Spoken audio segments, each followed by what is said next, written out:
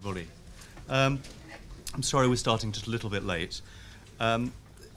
My very happy job to welcome you to today's discussion on new technology and humanitarian aid, which is hosted here by ALNAP Last Mile Mobile Solutions at the ODI in London.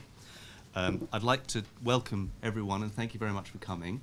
I'd like to especially welcome the 110 plus people who have signed up to join us online, who will be watching the feed.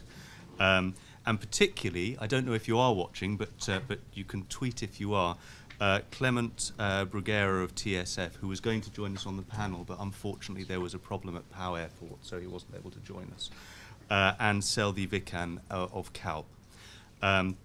So well done everyone who's joining us virtually, kind of living the whole idea of using technology in the humanitarian world. I also wanted to note that if anyone in the audience or in the watching on the stream wanted to tweet the meeting, the hashtag is AidTech. That's AIDTECH, AidTech. My name's Knox Clarke. I'm the head of research and communications at ALNAP.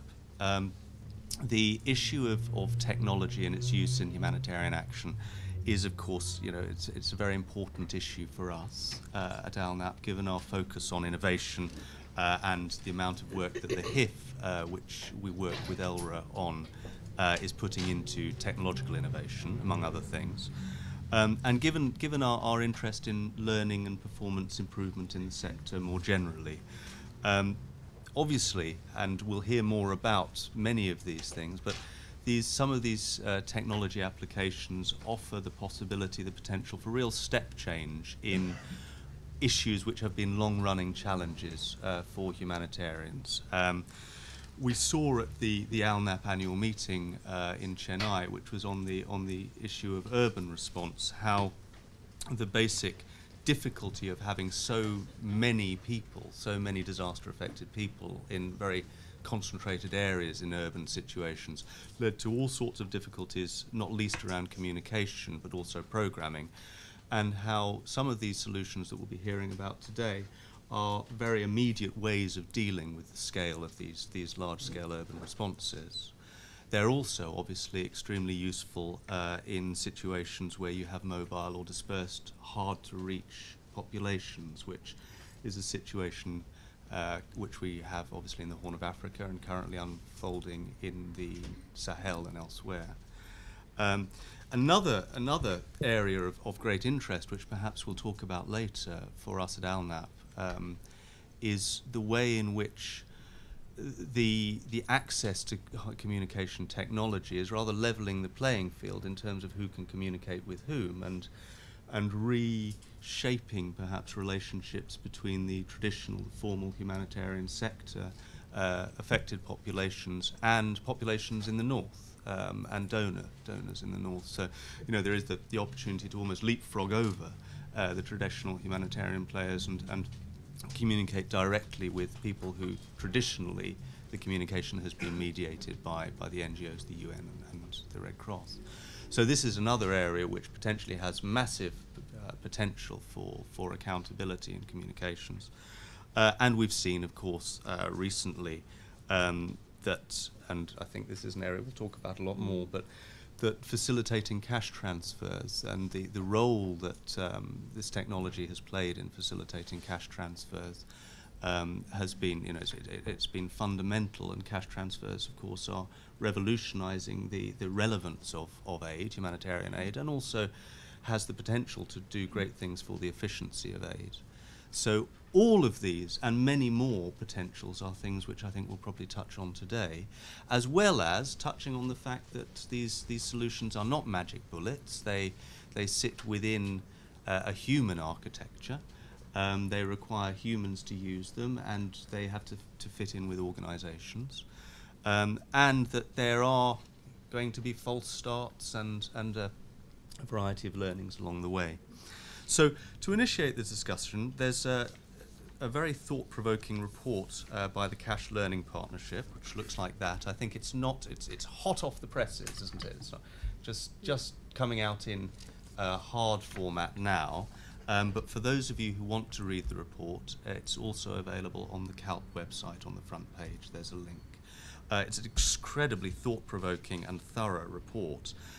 For those of you who don't want to read the report, you'll be happy to hear that Gabby here, Gabrielle Smith, who is the Social Protection and Safety Nets Advisor at Concern Worldwide and the lead author on the report, is going to present it for us now to structure the discussion. So I'd like to call on you to do that in a moment, but before doing that, I'd like to introduce our panel, a very diverse and thoughtful panel, as I'm sure we'll see. On my right, Jay Naran is the IT lead for relief programs with World Vision Canada. He leads system development and deployment operations globally.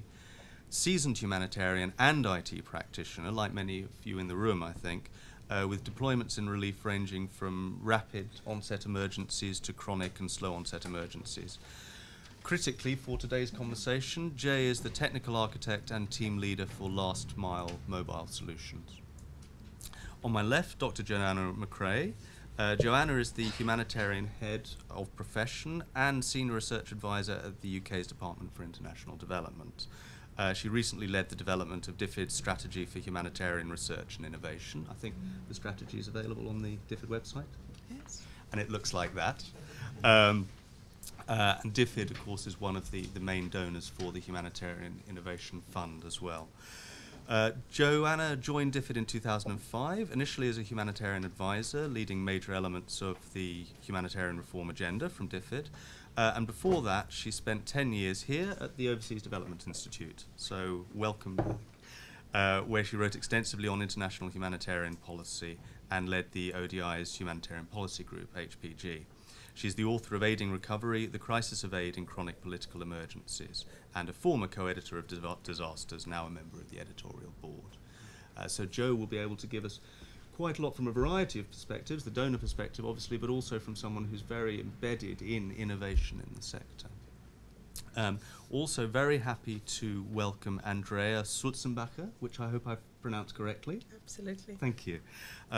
Andrea is the Systems Delivery Manager at Accenture, specializing in information and data management, and you work with clients really across a wide variety of sectors, so the humanitarian sector is only one of the areas that you've been working in. Working across the globe and supporting large-scale system implementations.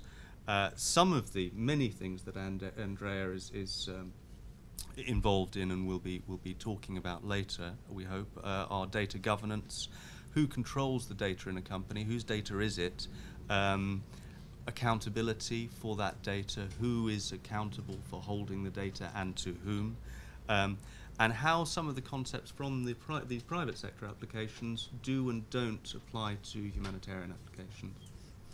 And last, but by no means least, Laura Walker-Hudson is the Director of Operations at Frontline SMS. Laura leads on the Frontline SMS's not-for-profit activities, including software development and user support and resources, an area which I think we'll be touching on later. Before Frontline SMS, Laura was with the British Red Cross, working on humanitarian policy and learning, focused on innovation, urban issues, cash transfer programming, and civil-military relations, as well as strategic planning. Laura also served for 3 years as secretary to the NGO Military Contact Group. Laura is a steering group member for ELRA, so also very engaged in innovation in a variety of ways, and a member of the Communicating with Disaster Affected Communities reference group, the CDAC reference group, and was presenting on similar issues about this time last week, I think, at the CDAC meeting. So we have a wonderful panel, and to open the discussion, I'd like to ask Gabby if you'd like to precede the report for us.